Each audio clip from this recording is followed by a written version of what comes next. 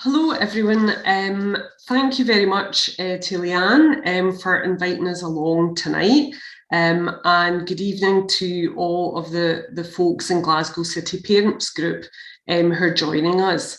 I'm Carol Edgerton. I'm a senior educational psychologist in the South Office of Glasgow Psychological Service, and also speaking to you this evening are my educational psychologist colleagues, Danielle McShane and Ailsa Darling.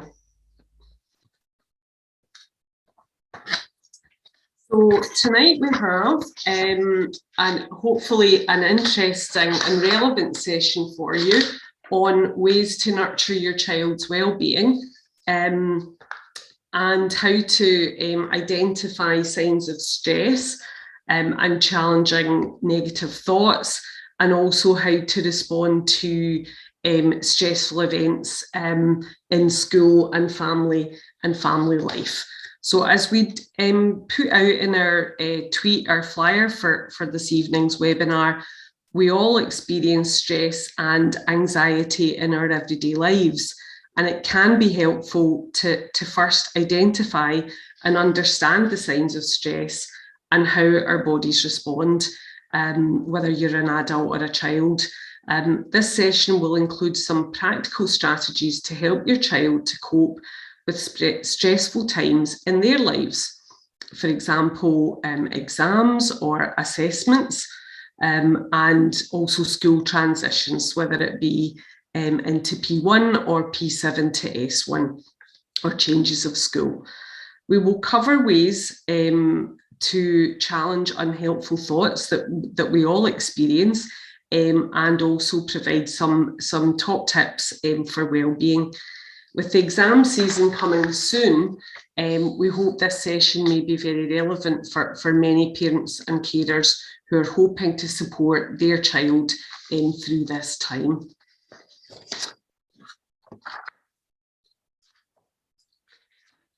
So, common thoughts about well-being.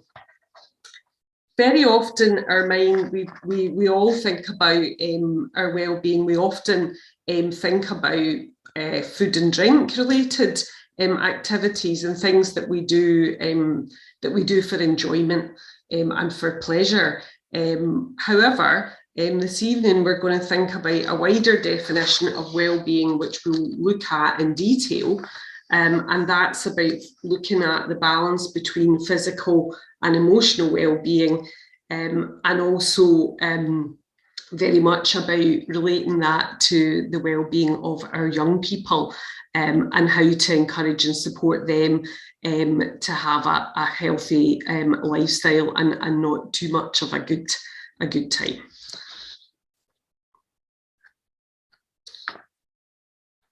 So ways to nurture our well-being is we're thinking about it in two ways, of emotional well-being and physical well-being. But quite often what we do for pleasure or enjoyment is not always good for our emotional or physical well-being. And it's important to look at both aspects of well-being as they each influence the other. And understanding what is good for emotional and physical well-being and planning for our individual needs, both as adults and as children and young people, is very important.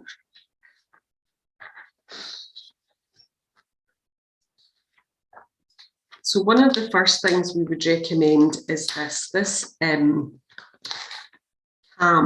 acronym helps us to think about our emotional and physical well-being. And when we're thinking about this, it's important to also think about it from the parent and the child's perspective. So it's just a kind of shorthand. It's an abbreviation, a shorthand for helping us remember what's important. So the first thing that we're going to talk about is a check-in. And a check-in is referring to paying attention to or thinking about your physical and mental health. So that's C. A is for acknowledge your thoughts and feelings. And very often we're all busy people, and we can very often ignore genuine sort of thoughts and feelings about something unless we actually take the time to reflect and acknowledge them, which is helpful if we're wanting to change things in a positive way. L is for look, and that's for look for activities that help you relax and unwind.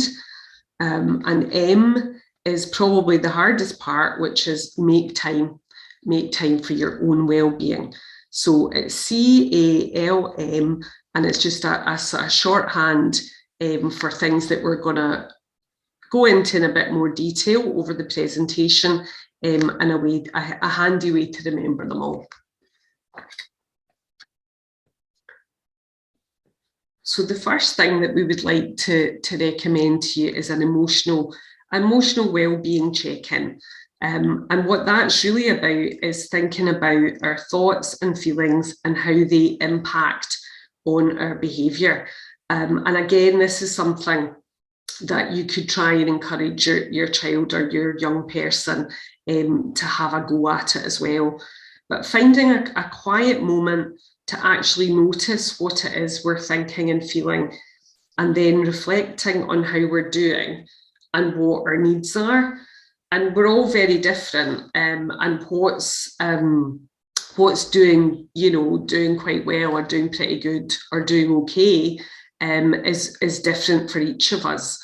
But with a bit of practice, it can be a really helpful tool if you are trying to support someone else in your family, to take the time to think about how they're doing and how to improve it, how to make things better.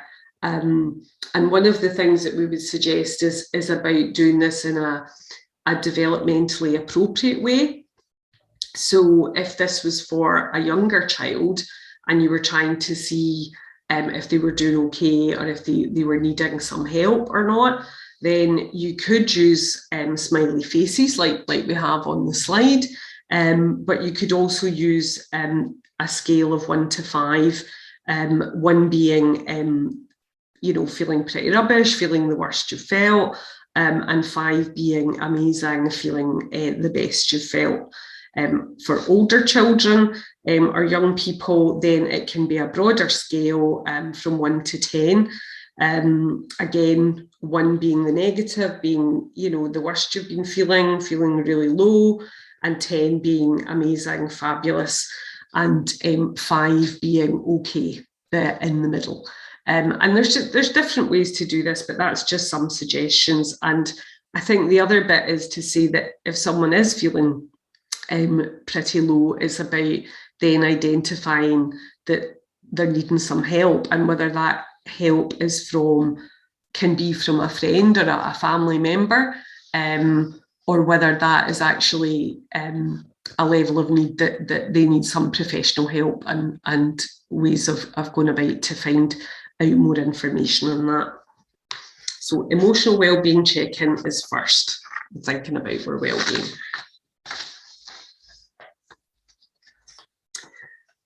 So once you've done your check-in, you've taken the time to think about it, then you want to think about how you're improving things in your life, in your healthier lifestyle, and how it's important in your week to get a balance in our busy lives. So if you're a parent or a carer, if you're a working parent or carer, then you're busy people. So is to think about putting in some respite, some break times for yourself, and also to encourage your child and young person, if they're studying, for example, or whatever, to get a break as well, and kind of almost to timetable things or plan ahead is the best way to make things happen, because we've all got good intentions, but if we've actually planned it, or indeed if we've made an arrangement with a friend, then it's more likely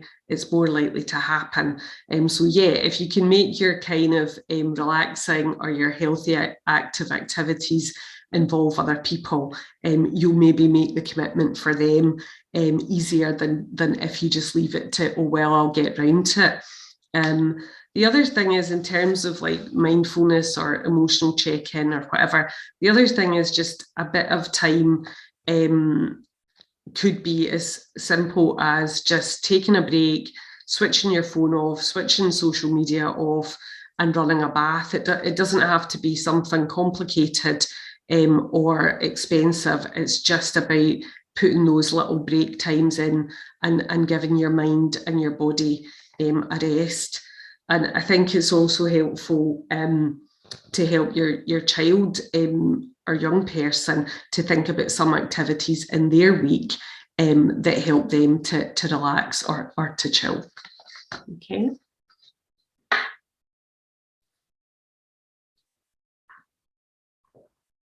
So when it comes to physical well-being, we've got different aspects of physical well-being on the slide. We've got sleep, exercise, eating well, relaxation, and hobbies. And obviously they're all interconnected. So I want to just pause for a minute and think about what you do already that benefits your physical well-being and your child's well-being. So I'll give you a few seconds to do that, and it's maybe something that, again, when we get a chance to talk at the Q&A, that we can revisit or hear your comments about it.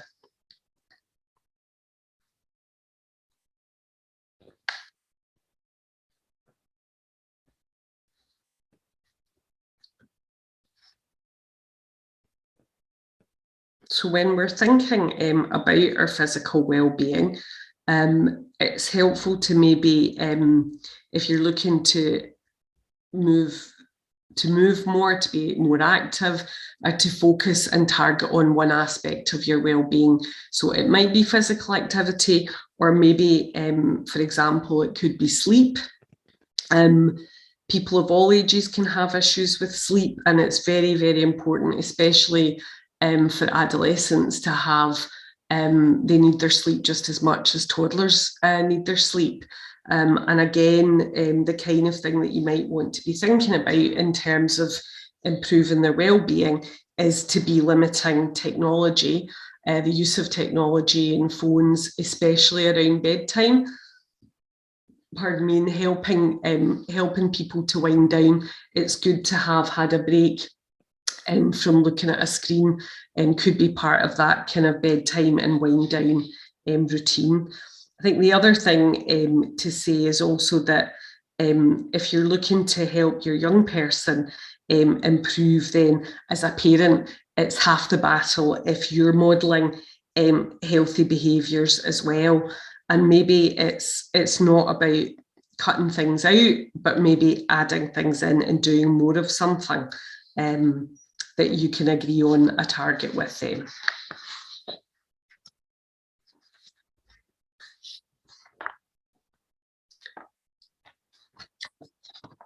So understanding when your body and brain need a break.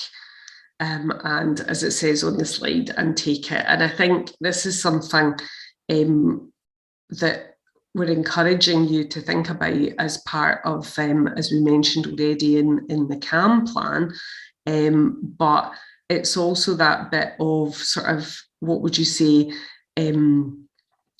anticipating it before it happens, or before you're so stressed out, as it were.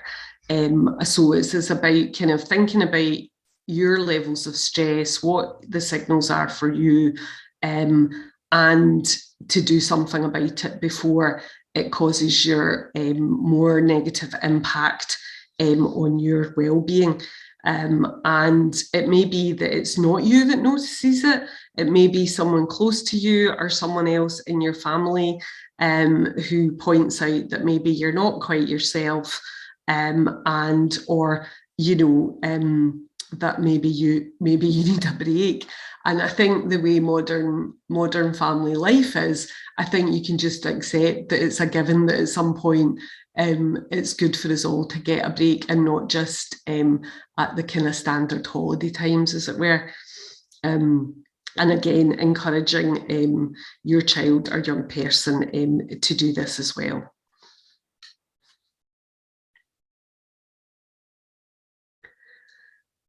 So as I was saying there, it's almost a given that we're stressed, or some of us are stressed most of the time.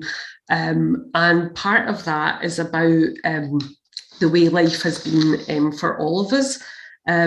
It's, we've had obviously more than 2 years now of the global pandemic. It's been normal for people to feel stressed and anxious with many aspects of daily life. And because of the uncertainty and the restrictions in our lifestyle that we've had to live through, and they've had an impact on everyone's levels of anxiety. But hopefully now we're in a recovery phase.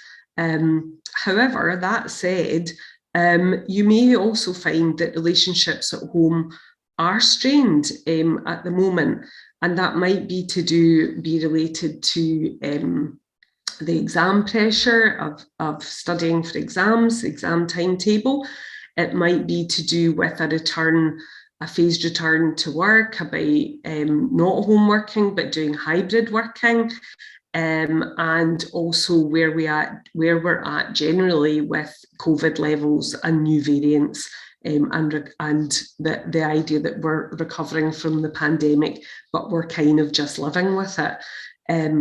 So stress levels within the home may be elevated, and we might struggle also to still engage with things that usually help us to feel calm and to feel balanced. And it's also difficult for children to focus and engage in learning if they're aware that their parents, it's hard for the parents to help them if they're feeling stressed too. So really, it's in everyone's interest to try and remember the importance of bringing our stress levels down before trying to engage in learning tasks or extra study, and that if arguments do happen, that's okay. In terms of relationships, what we tend to remember is what things were like most of the time, rather than those things that happen once in a while. So understanding stress, it's really important for us all in terms of understanding that stress in of itself is a natural response that everyone experiences, but our own stress is a unique reaction to a perceived threat. And what we've got some kind of on the slide is a bit of an explanation about why that is the human condition, and that a healthy response indeed is absolutely essential for the survival of parents and the survival of children. So commonly known as the stress response is commonly known as fight or flight. And it's those triggers, the physiological reaction in the body and brain that tell you when your body's stressed. And as it shows in the little cartoon, it's also the thing that would get you moving if there was a genuine threat to your survival. So the human body responds to stressors in the environment by activating the nervous system and specific hormones. The hypothalamus signals the adrenal glands to produce more of the hormones adrenaline and cortisol and release them into the bloodstream. And that is the natural reaction known as the stress response. And as I say, it's what gets you moving if there was something actually threatening your life. So working properly, the body's stress response enhances a person's ability to perform well under pressure. But the stress response can also cause problems when it overreacts or fails to turn off and reset itself properly. So how might you recognise this in interactions with your own child or young person? Does it seem like they're often looking for a fight, that they always want to argue and fight with you? The likelihood is that they're stressed. And there could be other issues in terms of that negative impact on their well-being and your well-being. And whether it's sleep disruption or not engaging in calming and relaxing activities enough. So thinking about our next slide, which is the signs, the common physical signs of stress that we've all experienced.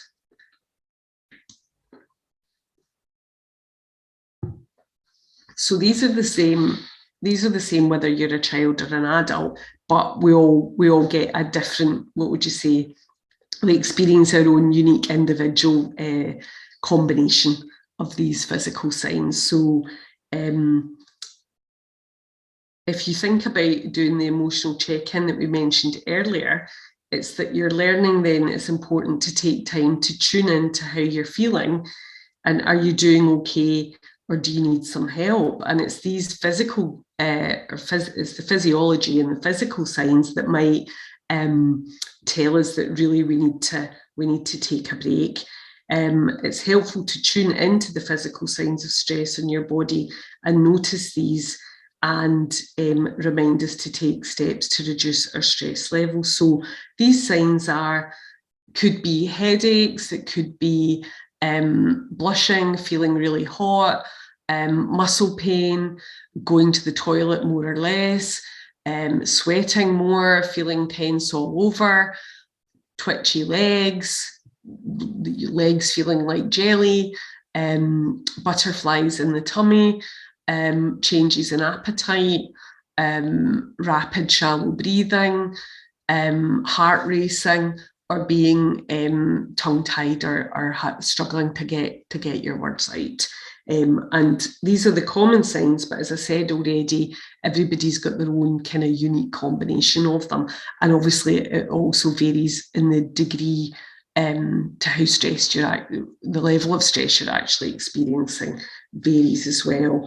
I think the physical signs of stress can be overwhelming sometimes, and it can be challenging to help children to feel calm and focus when they're stressed. But I think the other bit is why hopefully it's helpful, is that it can be overwhelming for children because they don't know the first time that they experience some of these symptoms, they don't know that it's actually stress related, which could make them feel, obviously more worried. So there's different ways of thinking about stress. As we said already, stress can, in the main, good stress can help performance. But what we want to emphasize to you here is what's too little, what's too much, and what would be an optimum level of stress. So too little stress is not helpful in some situations.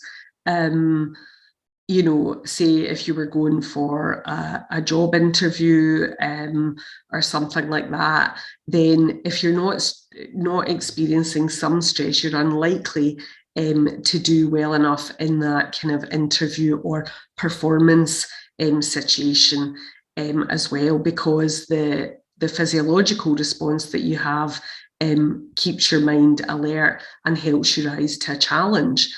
So not having enough stress is not going to be good in that kind of situation. Too much stress is when our bodies then are using up lots of energy and get tired very quickly, and this can get in the way of our thinking.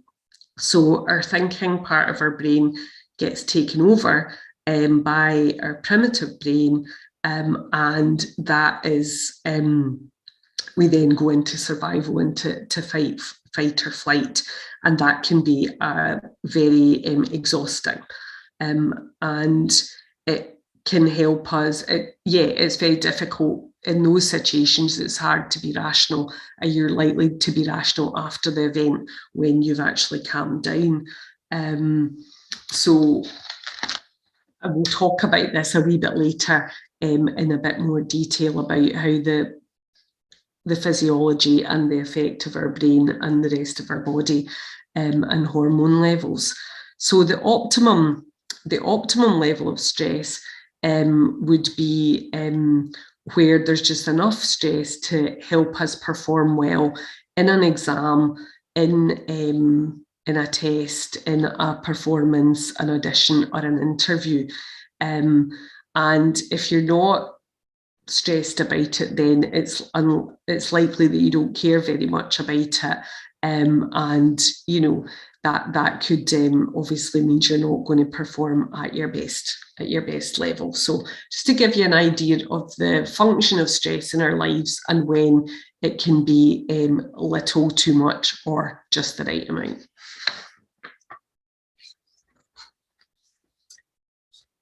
So this slide is helping us to think about how stress affects how the brain operates when we're stressed. And there's different kind of ways of categorizing it. But what we find helpful is to use the idea of the upstairs brain and the downstairs brain. So I'll just talk you through this in a little detail, and it's to make the link with the physical symptoms of stress and how the brain is working and what parts of the brain are working at any given time. As I said already, for young people experiencing anger, frustration, anxiety, it can be overwhelming. And part of that is because it's happening to them for the first time, and they don't realise that these physical sensations that are going on for them, they don't understand what's going on. If their heart's racing, they're sweating, they're breathing shallow, it's even more panic. And it's that bit of trying to educate them about these signs, and then help them with some of the techniques that Danielle and Elsa will talk to you about later, to take control and help them to learn how to calm. But we need to think about how to process and help a child or young person process and understand what's going on in their brain, and then how to manage their feelings. So the thinking part of the brain, as we're referring to it tonight, is the upstairs brain. That's the cerebral cortex. That's the part of the brain that's slower to develop. And it is the part that we know is used for decision making, planning, organisation, empathy, morality, and problem solving. So that is the upstairs brain way of categorising it. Now, the downstairs brain is what we're referring to as the emotional brain. So that's the brainstem and the limbic region. And that's the part that controls our breathing, our digestion of food, and also controls our emotions. And also that is where the part of the brain where the kind of stress response is located, as it were. So fight, flight, freeze. Now, sometimes the brain can get it wrong.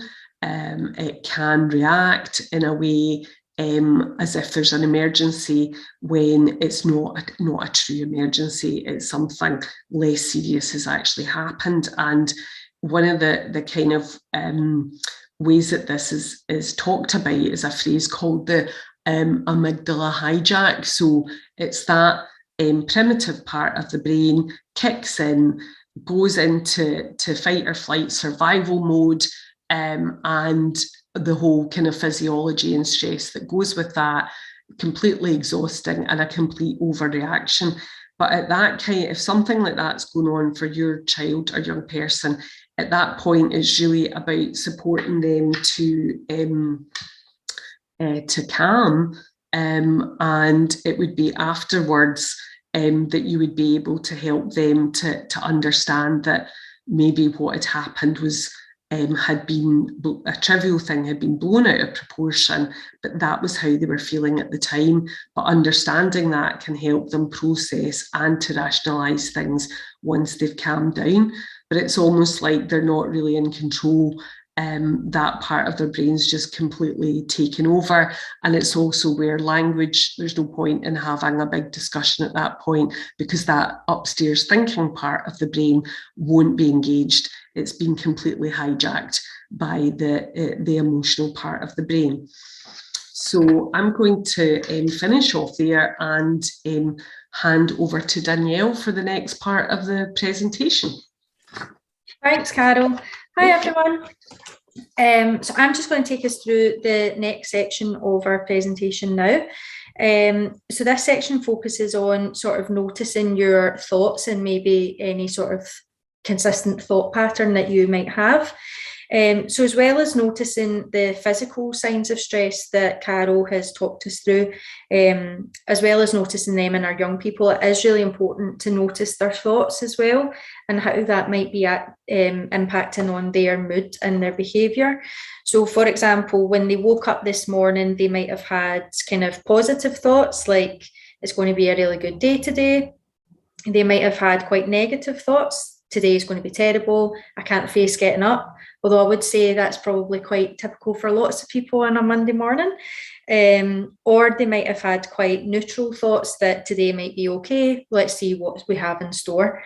So if they were maybe having quite negative thoughts, it might be helpful to notice that and see if we might be able to help them to reframe their thoughts to help have more balanced thinking.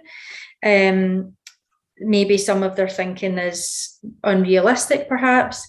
Sometimes we set ourselves too many goals, or often ones that are a bit unachievable. So if we put lots of pressure on ourselves, we can end up feeling quite deflated and a bit defeated if maybe we haven't met the goals that we've set. But it could be that those goals or ideas were actually unrealistic in the first place. So for example, you might have a child who wants to get a certain score in a test or an exam, and they feel a wee bit defeated if they haven't quite achieved that. But we forget a lot of the factors that impact on our ability to succeed from day to day, or also things like they've maybe had to isolate at certain points and missed school because of that. We've also had, obviously, the lockdowns that have affected their learning as well. So it's important to keep these sorts of things in mind to have quite balanced perspectives and thoughts.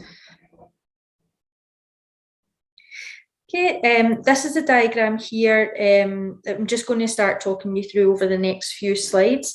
So it's quite a helpful visual to illustrate how our thoughts are actually linked to our feelings and our sort of physiological body sensations, and also our behaviours. So if you think about it this way, it just highlights how the way we think about a situation can actually affect our feelings and how we behave because of those situations. And actually, if we're able to change the thought that we're having, we can then change both the feeling and also the behaviour. So this is an approach that's based on something called cognitive behavioural therapy.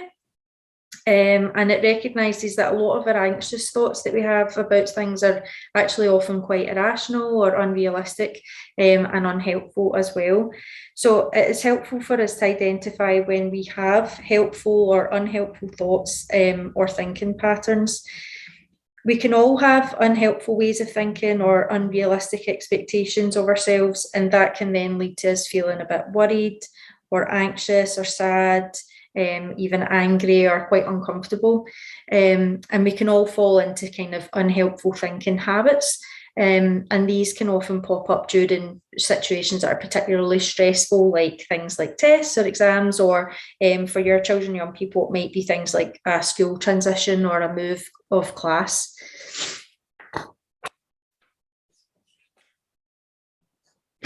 Okay, so a really common kind of unhelpful thinking pattern is comparing ourselves to others. We can often judge our success in relation to others, and we tend to compare ourselves unfavourably. Perhaps we haven't been able to achieve something that we've been able to see somebody else achieving. And it's in our nature, really, as humans, and it's something that we're probably all very guilty of, but it is important to notice when we're doing this. So for your children and young people, they might be making a lot of comparisons between themselves and their peers. Things like who's smarter, who's more popular, who's got more friends, who wears certain, kind of designer clothes, who's got certain phones and stuff like that, better at sports, dancing, all that kind of thing.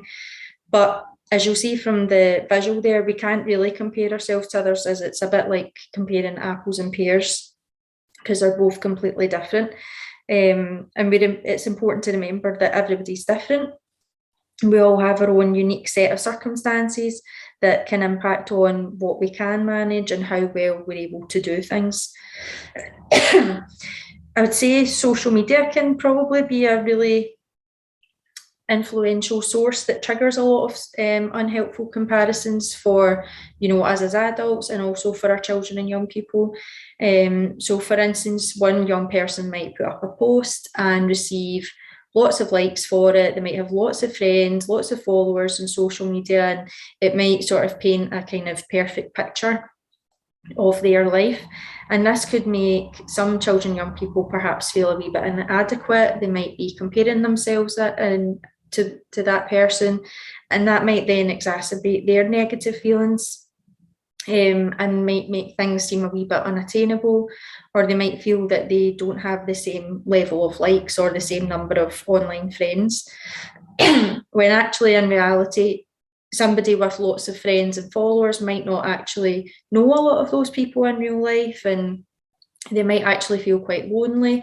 So what we see online is not necessarily a true reflection of reality.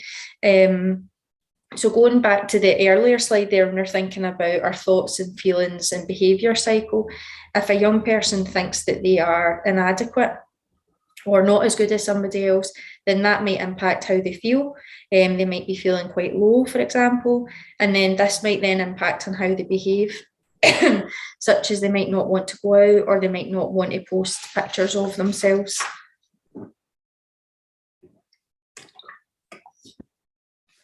So there's a lot of other kind of unhelpful thinking patterns that we'll talk about over the next few slides. Sorry.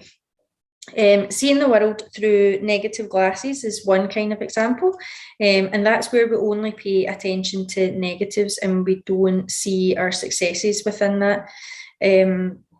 Disqualifying positives is where we don't account for the good things that have happened or something that you've done well. We can blow things out of proportion, where you maybe catastrophize or expect a situation to be worse than it is. We also have unrealistically high expectations of ourselves. So when we don't meet them, we think that we've failed.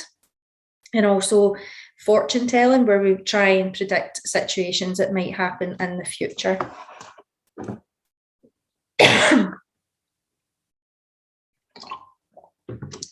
Okay, so this slide is going to look at an example of blowing things out of proportion. So an example of out of proportionate thinking might be, my child isn't managing to study as much as ours, and I'm worried that they're going to fail. So this might apply to assessments through school and primary or secondary exams and assessments, or even assessments for different hobbies that they've got outside of school. So this might be where we're blowing things out of proportion and expecting a negative outcome. As we mentioned earlier, it's helpful to make some comparisons. It's unhelpful to make comparisons, and this is true for our children and their peers. Every child is different, and they're all at different stages of their development, and we know that some days they can be better than others, and it can be the same for all children. I'd heard a really nice example one day, and it was like to think of children and their learning and development as being like popcorn kernels. So although you maybe put them all in the microwave at the one time, they're all going to pop in their own time and stuff like that. Although they've had the same level of heat, they won't all necessarily be ready at the exact same time. And it's helpful to think of that analogy when you think about your children and their learning, that they all will go at their own pace, but they will get there. So when they're at those different stages in their learning, their teachers are used to differentiating and adapting learning to meet their needs of all the different young people in the class. And we also need to remember that everyone's got their own unique set of circumstances that impacts how much they can manage and how much they're able to do. So for example, if you know that they are studying, they're not on their phone, they are putting in the hours, it's helpful to get that perspective in your mind, because that can also be a bit like disqualifying the positives if you forget the work that has been done or the achievements that they've made up until now, when we kind of view a situation in a more negative light. So we're taking that into consideration. A more balanced thought might be, my child is managing what they can within the current circumstances. So it's actually recognising that they've had all, this kind of difficulty with things like the impact of COVID, but, they're doing the best they can, and that's all that we can expect from them.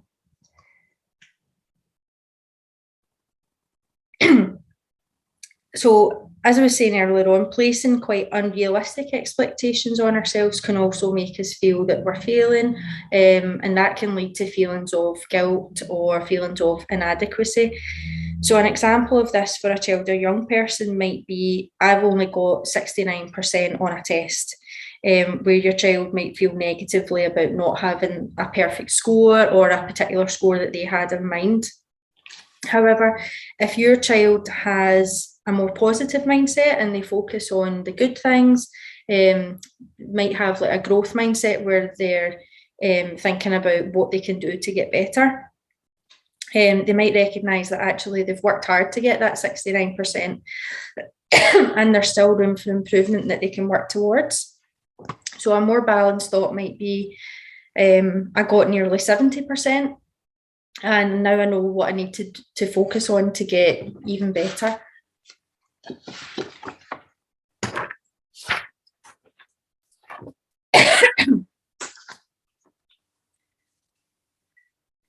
So another unhelpful thought pattern is fortune telling. So this is an example of when you kind of try and predict the future and something that's going to happen, but you perceive it's going to be pretty bad. In education, we have a lot of transitions, so it might be like nursery to primary or primary to secondary, or from one class to another. It can be a really scary time for a lot of children and a lot of families. So for lots of kids, a typical worry that they have might be, I'll get lost at my new school and there will be no one there to help me. But in actual fact, schools have got lots of really excellent transition plans now, lots of activities that they use to try and help those transitions go as smoothly as possible. So they might have things like buddies, people doing tours of the school. Some schools even give out maps of the school building so children know where to go. For a lot of children and young people as well, they might have activities to meet new pupils at the school they'll be going to, and new members of staff before they move to the school or they move class, so that they're likely to know some people before that transition takes place. So a more balanced thought in this scenario might be, I already know I have a friend in my class and I know who my pastoral care teacher will be. So if we can support children and young people to change how they think about that school transition, this might help them to feel a wee bit less anxious, and actually help them to look forward to it. Just while we're on this subject as well, if it would be helpful, we could share some resources after our webinar, which relate to school transitions. We've got quite a few things relating to that on our website, so if anyone's interested in that, let us know and we can share that after the webinar. Okay, so I'm just going to use this slide now to kind of review what I've talked about in the last few and just demonstrate that pattern between our thoughts, our feelings and our behaviours. If your child sees a situation with negative glasses, for example, they might think, I'm useless at meeting new people. They might feel a bit scared and nervous when they meet new people, and this might affect their behaviour, as when they are in scenarios where they meet new people, they might then go quiet and not want to talk to others. If your child tries to predict the future or do that kind of thought fortune telling pattern, they might think, I always get the answers wrong in maths. They might feel hopeless and frustrated when they're doing maths tasks or doing maths work, and this might impact their behaviour in those scenarios, when they might then have a tendency just to guess the answers or to give up quite quickly.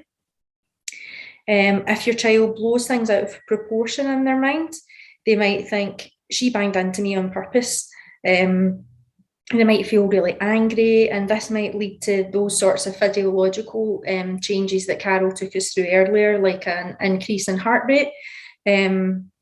This might then impact their behavioural response and they might push the person back. Whereas in the last example there, if your child thinks, I'm great at maths, they might then feel more confident. And through their behaviour, we might then see them getting on with their work and concentrating because they've got that more kind of positive mindset. Okay, so one possible strategy that you could use to support that kind of reframing and changing the thought pattern might be to spot the negative thoughts and recognise them. So noticing kind of unhelpful automatic thoughts is the first step, and then you would focus on challenging the thought. So the example here in the slide is the sort of negative glasses thinking that we talked about earlier, where you only pay attention to the negative of getting one question done. So this is the same as kind of disqualifying the positives and discounting good things that have happened. So actually, you've just finished one question, you're on to the next one, or that first question might have been really hard and you've managed it. So we need to help ourselves and our children and young people to reframe those thoughts that we have. I'd say we're probably all quite guilty of having unhelpful thoughts at times, and that can lead us to having those cycles that we've discussed earlier. And it is helpful to try and break that cycle. So noticing those unhelpful or negative thoughts is the first step to try and tackle that. So helping your child to notice that can be one strategy that you might want to try at home. For yourselves as parent and carers, your role might be to help your child to appreciate that the thought they're having is actually negative, and to provide a more balanced thought for them. So it might be helpful with teenagers, for example, to use, I'm wondering if you might be focusing on just the negatives there, and that's great that you managed to get one finished already. Phrasing it in that way can appear a little bit less intrusive, and it's not like you're telling them something, you're just wondering, because sometimes maybe they might become a bit defensive or annoyed and stuff like that. So maybe if you were to phrase it as, I'm just wondering if, it might be taken a little bit better. So some helpful questions that you could use to help them reframe their thinking might be things like, is there any evidence that goes against that thought? Is this an opinion, or is it maybe a fact? Is there another way of looking at this? What would you say if it was one of your friends that was in this situation? I'd say the last one about what would you say to a friend is probably one of my favourite ones to use. I think people tend to think a bit more balanced when you put somebody else into the scenario rather than yourself. So those are some strategies that you might find helpful and things you might want to try. Another strategy it might find helpful is to encourage your child to engage in positive self-talk. At times, I'm sure we can all think negatively about ourselves and be really hard on ourselves. And actually, if we were to hear someone else say to one of our friends, for example, the negative things that we think about ourselves, if we were to hear somebody say that out loud, we'd probably be quite shocked or quite sad to hear it. But for some reason, when we think these things about ourselves, it doesn't actually necessarily seem a big deal all the time. So it might be helpful to have a positive self-talk statements to hand to help ourselves and our children and young people, things that maybe they can say to themselves or you can say to them to help them realise actually they're managing, they can cope, they are okay. You know, everyone feels like this sometimes, and that feeling isn't going to last forever. So those are some things you might want to say when your child is in a situation or they're facing a situation that's quite difficult for them. As parents and carers, you might need to model that language for them. Some children, young people tend to respond better to that idea of what would you say if this was one of your friends? So it's maybe using some positive self-talk as if they are their own best friend. Sometimes as well, it can be helpful to use different like visualizations or like analogies that can be really useful. So you might want to suggest to them something, to ask them to picture like a wave at the sea. So if they were to visualize stress being like a wave, you can either kind of ride it or surf it, and the wave gets smaller after it peaks. So negative feelings are normal. They rise and they fall and they come and go. So sometimes like analogies like that can be quite helpful tools to help them to balance the thoughts that they're having.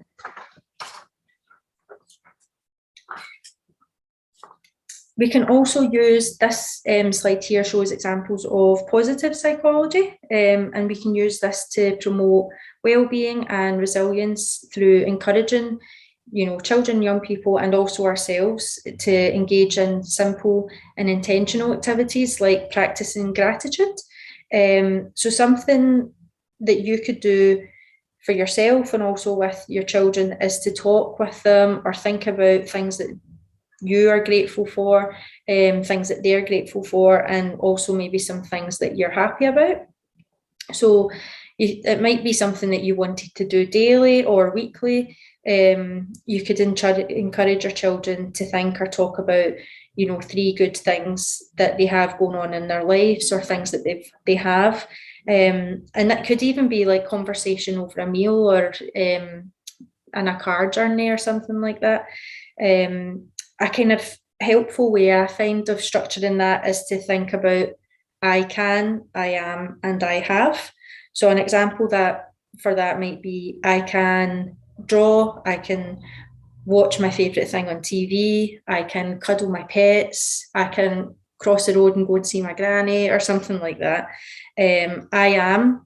So if you're thinking about positive things for that, it might be I am a good friend, I am funny, I'm clever, I'm friendly, I'm trying my best. And then the last one I have, it might be I have good friends, I have a family that support me, I have lots of strengths. So those are just a few different examples. You wouldn't need to structure it that way. You might think 3 good things are I've got swimming after school, or I'm going to the cinema to see Batman, or something like that. It could be absolutely anything. So I hope those strategies might be quite helpful for you. I'm now going to pass over to Ailsa, who's going to take us through some more top tips for helping young people to manage stressful situations like exams and tests. Okay, thanks, Danielle. Okay, so as Danielle said, I'm going to take us through a few top tips to look specifically at kind of exam stress, but this can kind of cover some young people and children and young people that have had kind of tests, particular stressful situations like assessments. So it can kind of span a range of things there. Okay, so as we know, many young people in secondary schools are coming up for, they're studying for their exams, and we're going to look at some ways to manage this. So as I said, a lot of those things are relevant for supporting younger children with, tests or assessments too. So, when we think about exams, there are lots of different factors that can influence why it's stressful for young people. And as Carol kind of took us through earlier, our natural stress responses can become activated when the pressure is on. But, we aren't necessarily in real danger. It might be times like, you're getting to go to a social event, or, you're getting up to speak in front of a room full of people. So you're not actually in real danger, but your body feels like you are. And sitting down for an exam can be one of those times. So, as we know, a little bit of stress can be helpful. It can increase our alertness and focus and concentration, so we can rise to that challenge. So, might need to write really quick in an exam or get those last few questions answered in time. But when it's when that stress response is activated so much and our anxiety levels are so high for a long time, that leaves us really overwhelmed, and a young person become very tired as it uses up, all your body's energy on that stress. So, as Carol kind of said with that kind of curve we looked at earlier, that it wouldn't necessarily be ideal for a young person to be so relaxed that they don't get up to study. So there's kind of that optimum level of stress. So what's really key for exams is for a young person to find their own balance. For exams and kind of assessments is their own balance and optimum levels of stress, which are going to help their performance. So we'll have we look through some top tips to help achieve this balance. So planning really is key to managing stress during exams or assessments. So, firstly, planning ahead. And, before your child does any work, you can encourage them to sit down and plan what they're going to do between now and exams. So it's a good idea to revise the areas they might find most difficult first. Get them out of the way, then build on their confidence in those subjects. Creating a timetable is always useful, so you can support them to stick to this. But if you're finding, the timetable is a bit too demanding and isn't working for them, it's all right to change that up and find something else that works better for them. So they might need more movement breaks in the day, shorter breaks in between each subject. Might need a quick walk around the block in between different things to break up their day. Just what works for them, basically. You might find it really tricky for some people to put for young people to put a bit of a timetable together, but it can really, really help to get them organized. But once they have one, it's a really useful way to get them to stay organized and kind of keep on top of everything they need to do. And it can help if they're kind of taking ownership over that where possible. Putting aside time, specific hours in the day for revision. And I suppose it's a bit like a work pattern. If they're setting aside the hours in the day they're going to revise and let everyone know what those are, they can then make sure they're not disturbed.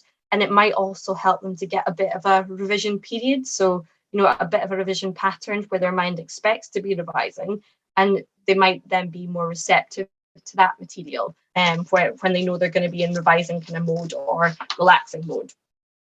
And I suppose it's important not to do too much in the one day. So trying to kind of revise, no more than 2 subjects a day is probably a good idea.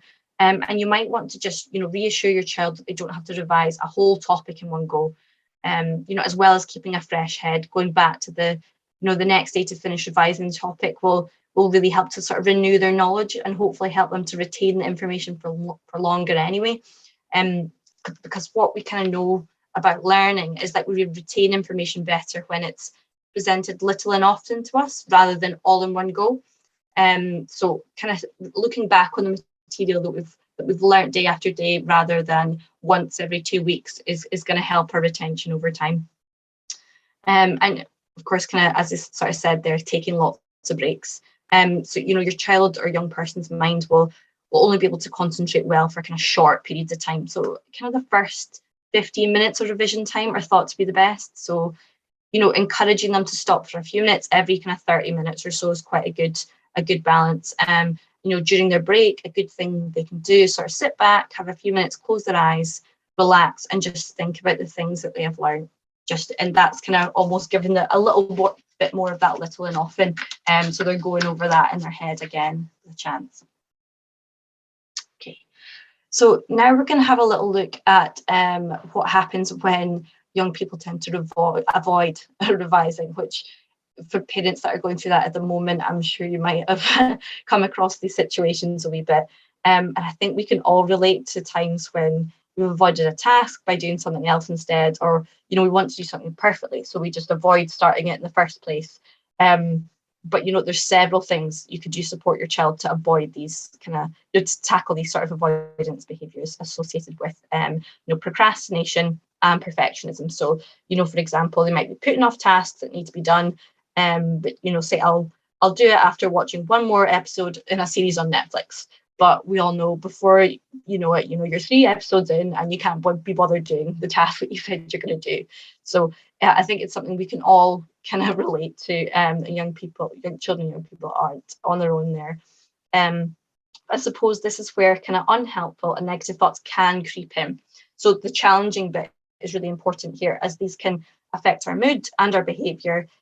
So young people might come up with, thoughts like, I can't do this, or I'll do it later, or I'm not in the right mood just now. It has to be perfect, so I can't do it just now. So, if we think about a situation, where a young person has a maths exam coming up in 2 days, our example here is that that might cause work avoidance. So, they might think, I'm not in the right mood. I might tidy my room. So they're doing a bit of procrastination there. Or they might be watching something on Netflix instead. But, they might, get a bit distracted an hour or so later, and then they fall into thoughts that lead them to procrastinate, and then this then leads them to feeling really stressed. So it's not the most helpful thought that's kind of led to that behavior and then those feelings. So they're all kind of caught up in that. However, this thought on the right here, this shows how a young person might think they need to be really perfect at a particular task or area. So they might think something like, I need to remember how to do all of that algebra topic in an hour, which is putting a lot of pressure on themselves, and they could end up focusing on the tiny details of one specific little bit, and wouldn't be surprised if they start feeling overwhelmed, that they haven't got through much at all. So that can be quite unhelpful there in terms of thinking if it needs to be perfect too. But so perhaps a more helpful thought, so that's that balanced thought, what that more helpful thought could be is, I'll make a start on this today. So it might not be at all, but I'll make a start. And that just helps break through that cycle. They might just start revising. So they might actually getting further than the other two. They've started revising, and they might then feel just that bit more positive about it. So that can show how just sort of that little balanced thought can impact on our behaviour in terms of exam studying in particular. So here are some little top tips that might be helpful to sort of break that loop, as well as that kind of how we might go about that thought pattern. So, one of the main kind of ways to tackle avoidance is kind of just to get on with the task, which is, easier said than done. But, if let's face it, it has to kind of get done. So a few tips might help young people to get on the way with this. Study grazing is quite a nice one, actually, that can help. So this is when young people can sort of graze on their studying a little bit like a cow. So the idea that they might start by studying for 10 minutes at a time.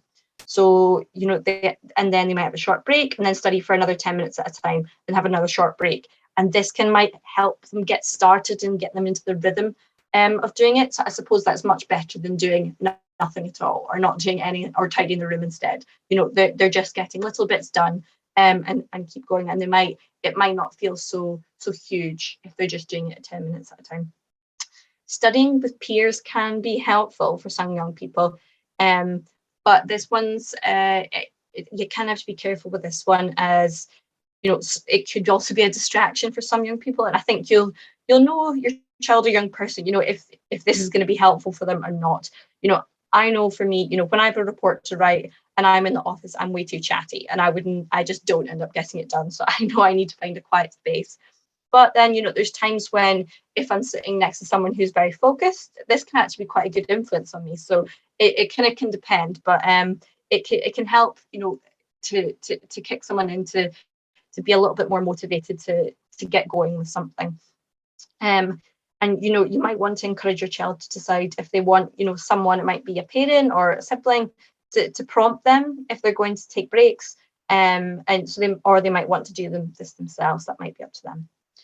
They might want to sort of create drafts for literacy-based subjects, which can be helpful, I suppose, in terms of thinking, oh, this has to be perfect. A draft it's not going to be perfect. It can always be changed. So it can be quite a helpful way just to help them get started a wee bit. Usually another kind of challenge with exams is that, pupils are usually faced with like competing demands. So having those kind of realistic timeframes can be really helpful. Because I suppose with exams, sometimes you have, one day and another 2 the next day. And they might also have activities that they're involved with outside school. They might need time to chill. They also might want to see their friends. So there's, lots of things to balance. So one way to tackle this might be for them to make sure they're kind of allocating the right proportion of time to each subject. To help, it might be helpful to break down the big tasks, into all the component pieces that they're needing to do, so they realistically can see what they're going to have to get through.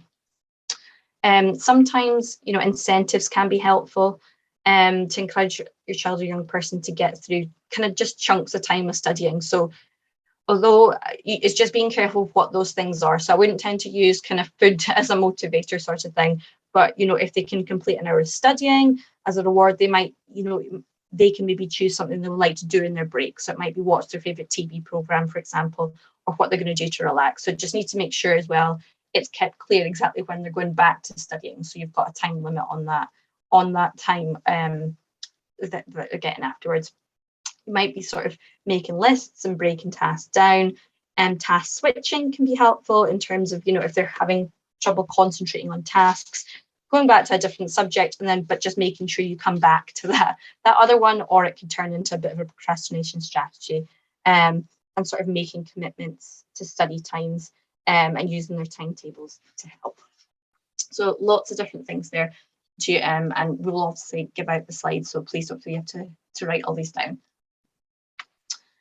So I'm sure we all know how a balancing act can be particularly tricky as an adult, whether it's maybe juggling work, caring for your family, supporting your child's learning, and managing to keep up with, in touch with friends. And often exams can really be a young person's first experience of this, as they might be still attending school, trying to study, might have any activities out with school, plus finding that time to chill and relax. So during exams, a young person's really having to juggle all of this, and they might just need to prioritise their studying for a few weeks.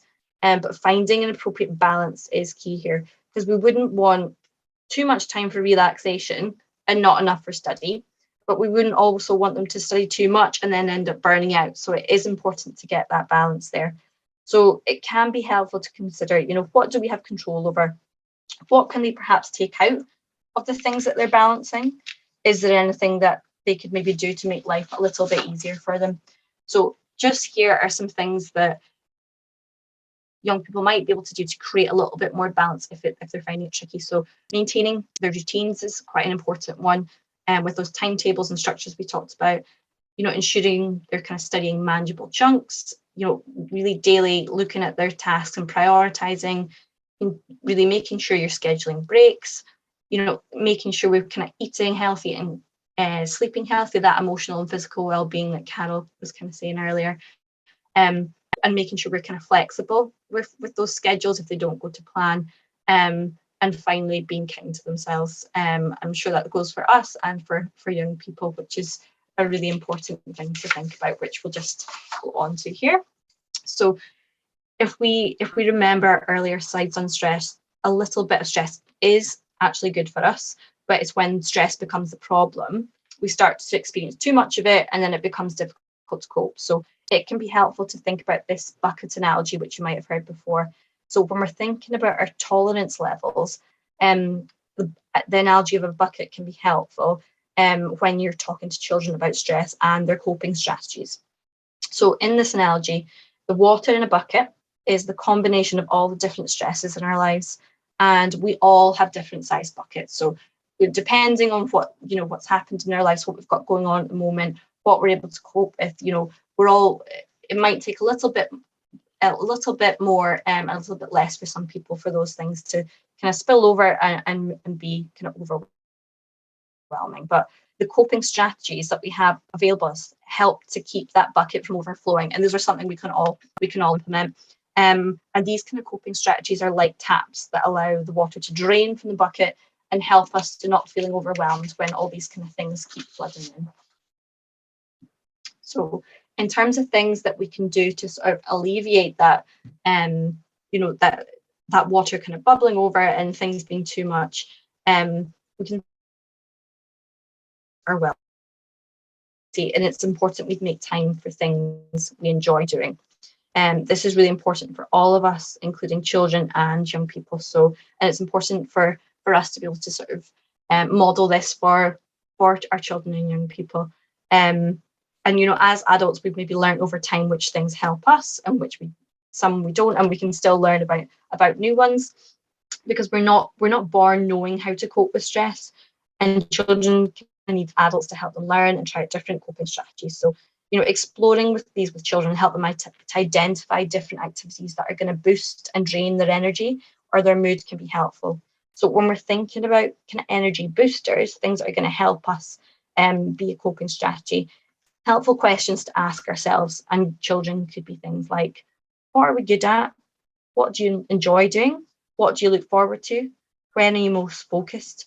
So it might be a particular art activity they like doing in school. There might be they might be enjoy playing football. There might be something they like doing for exercise, playing with their friends. Things like this can help as a coping strategy.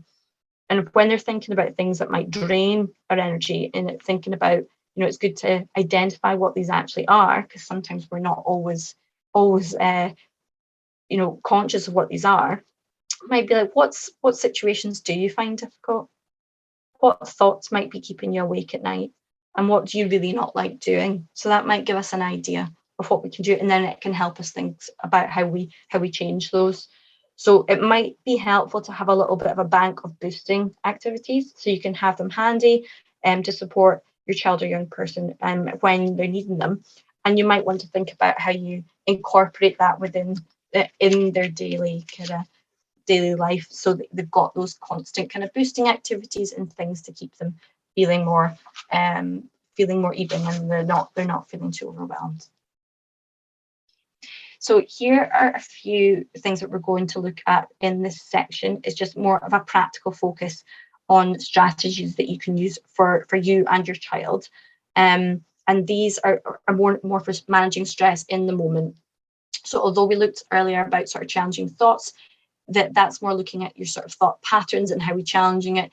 If, for instance, a young person is really feeling overwhelmed, they're really quite stressed in the moment, not sure how to bring it down, these techniques can be quite helpful. So if you think about things like if young people experience like a panic attack, these can be quite helpful. And what they kind of do is that bit from your thinking brain, your upstairs brain and your downstairs brain, where they're sort of they kind of stop talking to each other and we can't really rationalize our thoughts and calm down. What these kind of do is help those two parts of the brain talk to each other.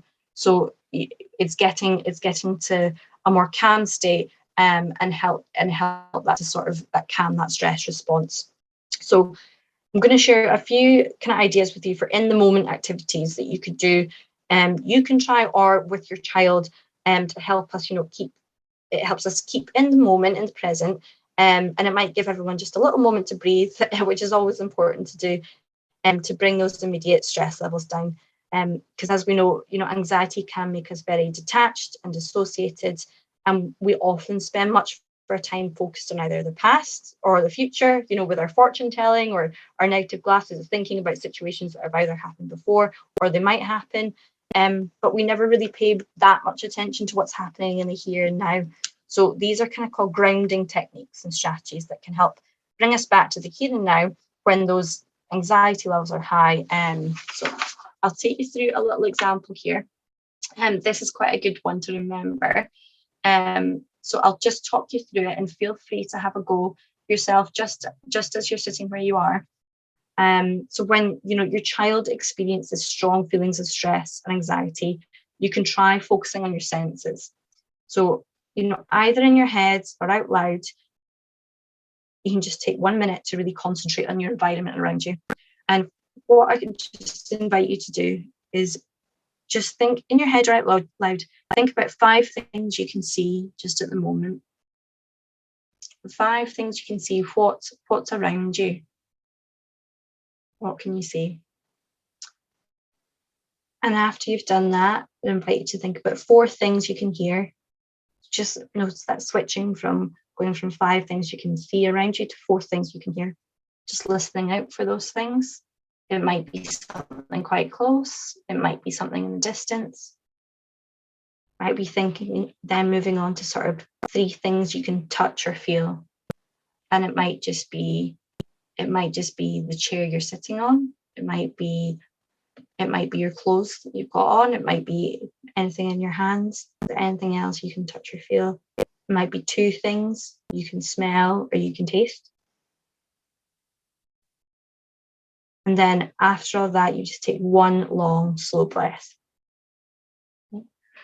So that, just to kind of bring you back from there, that can just be helpful to think about what's going on in the present moment.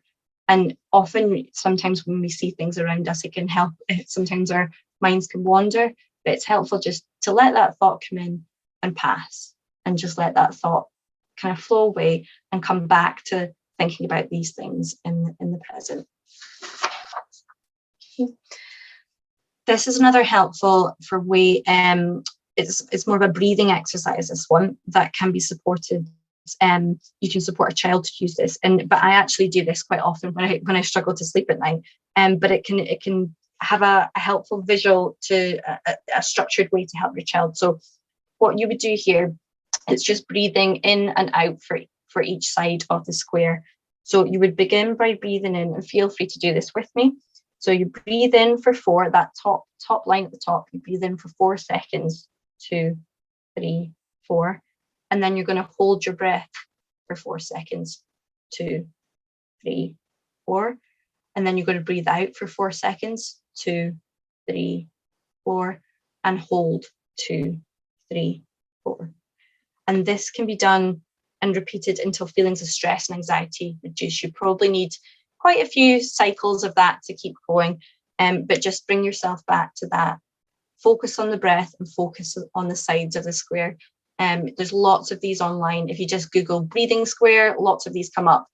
You can print one off, you can draw your own ones, you can and you can trace your finger along each side of the square and model it with your child or young person if they're finding this tricky on their own.